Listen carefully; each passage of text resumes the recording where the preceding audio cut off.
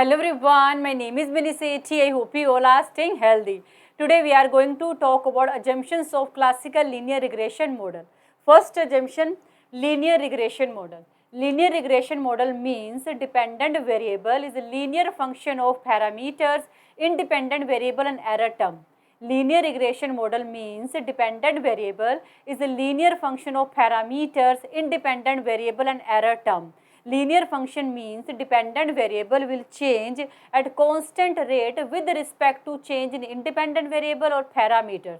For example, y is a dependent variable which is total earning of a writer. X is the independent variable which is working hour, and total earning of writer depend on working hour. If writer work only for 1 hour, then total earning is 75 rupees. If work for 2 hours, then total earning 100 rupees. If work for 3 hours, then total earning is 125 rupees.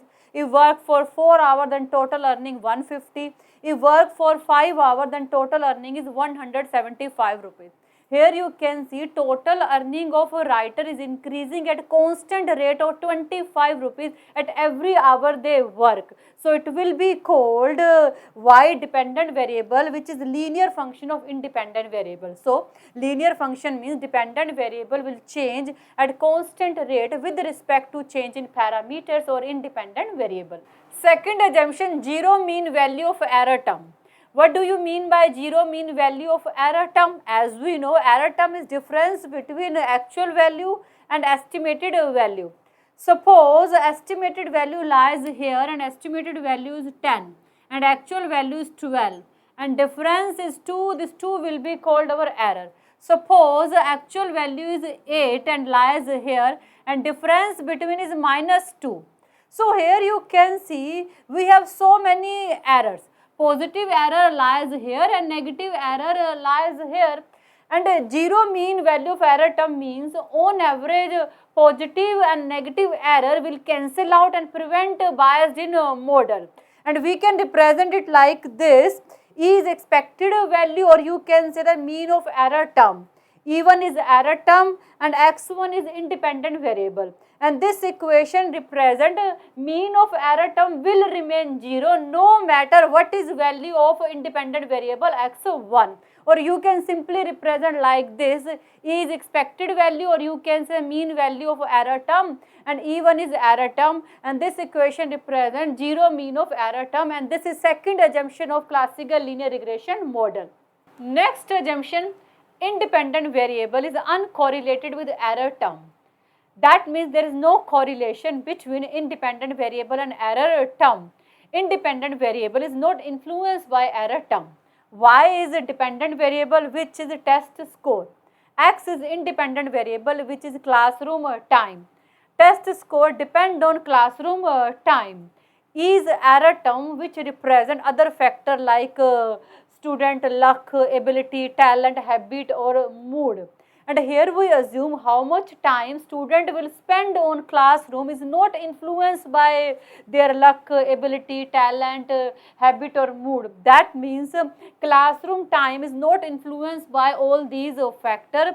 These factors are outside to allocated classroom time. So we can say that in this model we assume there is no relationship between independent variable and error term. Next assumption is homoscedasticity. Homoscedasticity means the variance of error terms are constant for all value of independent variable.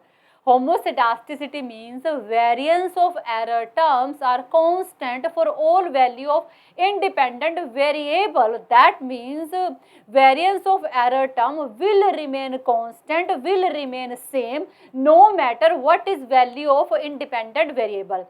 When variance of error term are constant, it will be called homoscedasticity, but when variance of error term are not constant, it will be called heteroscedasticity. This diagram represents homoscedasticity. Here you can see S is a saving, which is our dependent variable. Income is our independent variable. Saving depend on our income. And in this diagram you can see shape of normal distributed curve is same, And if shape of normal distributed curve is same, it represents constant variance of error term. So this diagram represents homoscedasticity, but in this diagram you can see shape of normal distributed curve is not same. That means variance of error terms are not same, they are changing from observation to observation. So this diagram represents heteroscedasticity, but this diagram represents homoscedasticity. And this model is based on homoscedasticity. That means according to this model, variance of error term will remain constant for all value of independent variable, and we can represent it like this. E is our error term and sigma square represent variance. So this equation represent variance of error term will remain constant. Next assumption, no autocorrelation. No autocorrelation means there is no relationship between error term of different period. No autocorrelation means there is no relationship between error term of different period, or you can say that error term of one observation is not related to error term of any another observation. Here you can see ui is error term of I period and uj is error term of j period, means I, j are different time period, and this equation shows there is no relationship between error term of I period and j period. So we can say the autocorrelation means there is no relationship between error term of different period. Next assumption, no perfect multicollinearity. What do you mean by perfect multicollinearity? Perfect multicollinearity means when two or more independent variables are perfectly and exactly correlated with each other. Perfect multicollinearity means when two or more independent variables are perfectly and exactly correlated with each other. For example, y is dependent variable which is standard of living of a labor.